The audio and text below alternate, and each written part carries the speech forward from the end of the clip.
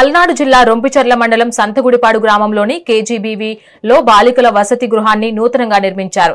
ఈ గృహాన్ని స్థానిక ఎమ్మెల్యే చదరవాడ అరవింద్ బాబు, జిల్లా కలెక్టర్ కృతికా శుక్లా ఘనంగా ప్రారంభించారు.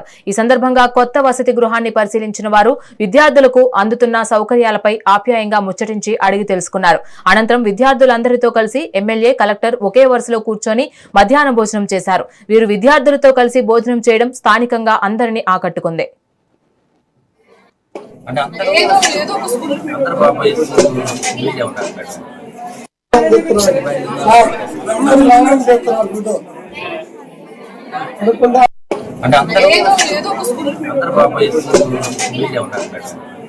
వీళ్ళందరూ అదే బాధ.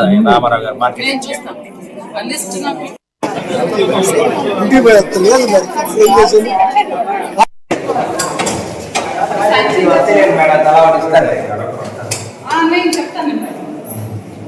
Honorable Collector Garu, Srimati Kritika Shukla Garu, and our MLA.